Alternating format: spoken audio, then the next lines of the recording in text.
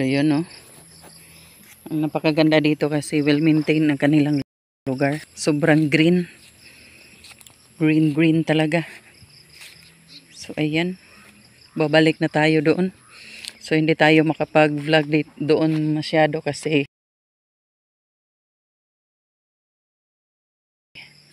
ilang beses na tayo nakapag-vlog doon. So dito lang talaga sa likod na parte. Meron din silang ano dito. Ano ba to? Parang balon. Tingnan nga natin. Colorful ang ano, gulong na ginagamit. So balon nga. Iwan ko kung may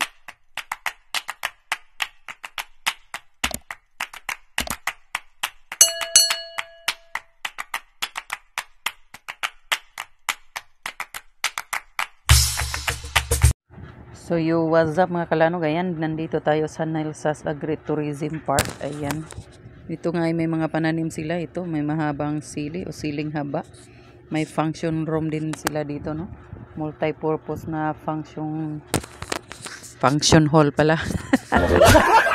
So mga kalimitan na mga nagpapakasal, no? Mga birthdays at kung ano pa mang occasion, so dyan sila nagre-rent ng lugar. So tingnan natin yung mga rooms nila dito, guys. May mga rooms sila na mga available dito sa unahan at saka may mga cottage din. So nakikita ko. So hindi pa ako nakapunta dito sa may bandang likuran. So puntahan natin. Dito rin is may maraming mga spring onions na nakapaligid dito sa mga rooms nila. So ayan, marami ding mag-ano dito, mag-overnight. So mayroong 7 na rooms, tapos may mga maliliit doon sa ibaba.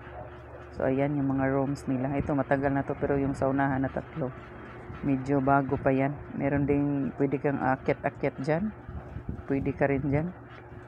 So ayan.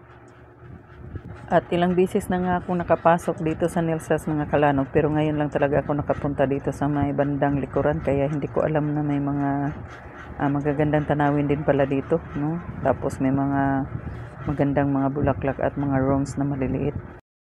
Mga kalanog, nandito tayo sa mga rooms ng Nelsas Agritourism Park, ayan. So meron silang mga rooms dito na mga malalaki. So napakaganda dito kasi sobrang green, no? Yun, no? Tingnan yung paligid. Green na green. O, di ba? So relaxing sa ating mata. Tapos mayroon din silang mga rooms na mga maliliit. So ayan. Sa gusto ng medyo cutie. So meron silang 3 rooms dito. So ayan. So doon naman merong 7 kwarto. Ayan, sa taas. Yung mga malalaki. So, yung mga guyabano na yan at saka mga limonsito, kalamansi, o diba? So, kanila din yan. So, malawak kasing lupain nila dito. So, paggabi, iilaw yung mga ilaw na yan. Sobrang liwanag dito kasi maraming ilaw. Yan, pwedeng mag-overnight. So, itong mga rooms na to, walang CR, kaya may CR dito sa ating likuran. Ayan. Merong banyo at saka merong pang shower din. So, super cutie. Tapos, dito naman sa baba, meron silang cottage. So, ayan, bababa tayo dito. So, ayan. Ang gusto ko dito ay sobrang ano talaga mga kalanog, sobrang relaxing sa mata. Ayan. So, sa lugar namin dito sa Mutya, sa lungsod mismo ito ng Mutya, ayan. Isa to sa mga function hall na madalas ginagamit pag may mga kasal, binyag, yun, mga birthdays. At kahit anong mga occasion kasi aside sa malawak ang lugar, ito din ang pinakamalapit talaga sa sentro. Tapos may swimming pool. So ayan, napaka-relax sa mata. So, sobrang relaxing. So dito naman tayo sa may cottage dito na maliit. Tapos meron silang mga tinanim dyan na ano yan. Sa Bisaya is mayana. Iwan ko kung ano yan sa Tagalog. So, yan. Sayang nga lang walang tubig dito. Oh. So, meron silang parang lawa dito na ginagawa. Pero sayang walang tubig ngayon. Bakas na bakas ang El Nino natin ngayong panahon na to. So as what I have said, maraming meron din silang maliit na cottage dito na pwedeng gamitin. So ayan, ang rent dito sa kanila ay 500. So pwede kayong mag-chill-chill dito ng pamilya habang nasa ilalim ng mga punong kahoy at sa mga green grass na nakapaligid. Ayan, sobrang relaxing talaga. So yun, sobrang cute oh. Ayan, cute. At dito naman may mga pa-butterfly na super cute like me. Like me. Sana all, 'di ba? Sana all cute. At ang kanilang mga bulaklak dito ay cute din. O, 'di ba? Oh, super cutie. Cute. Ayan. Super cutie. So, mayroon ding bridge dito. Puntahan natin.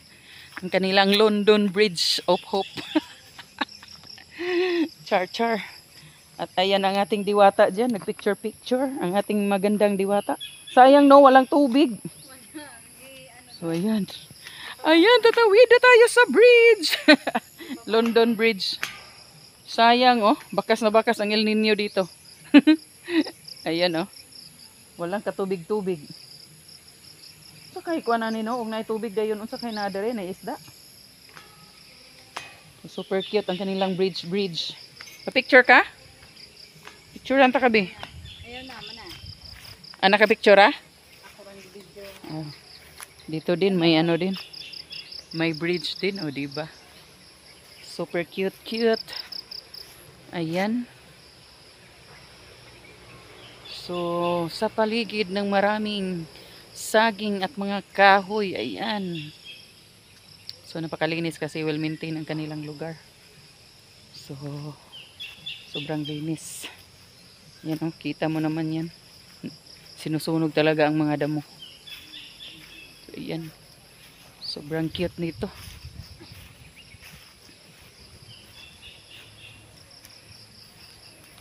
Punta muna tayo dito sa kabila. Sa kanilang bridge. Yun. Chill. So yun no. Ang napakaganda dito kasi well maintained ang kanilang lugar. Sobrang green. Green talaga. So ayan. Babalik na tayo doon. So hindi tayo makapag-vlog doon masyado kasi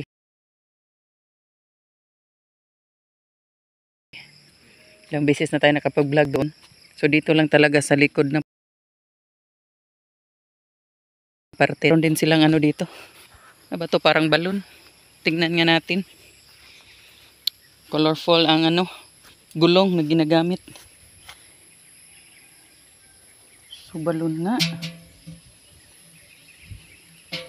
Iwan ko kung may ano ba to. So, ayan guys. Oh. Or parang decoration lang ata to. Kasi hindi mo masyadong makita. Meron din sila ditong ano. Parang pang-activity ba na ano, mga gulong-gulong. So, yan ang sinasabi kong mga malalaking rooms. So, pito na rooms yan. Pwede mag-overnight dyan. So, napakagandang yung mga bulaklak, oh. Pagagandang tingnan. Sobrang colorful.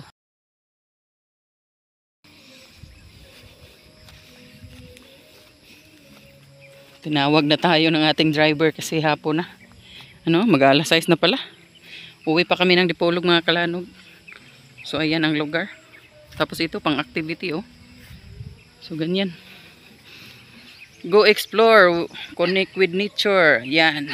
Gather with friends, family bonding. So, yan, dyan pwede kayong aakyat-akyat dito. Hello, super cutie! Ayan si super cutie, oh. Hello, super cutie! Agay!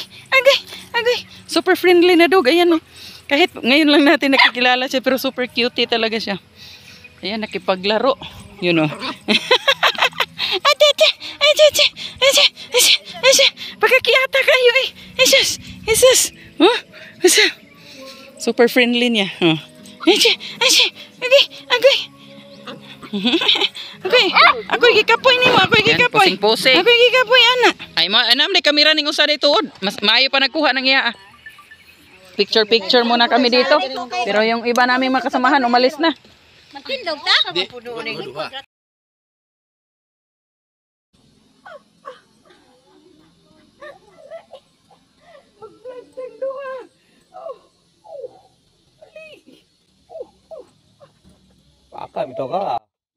At ayan na nga mga kalanog, ako ay mag-bye for now pero to be continued itong ating video para sa part 2 dahil marami tayong voice over doon. Sobrang daming music kaya see you on my next video. Maraming salamat sa pagsama.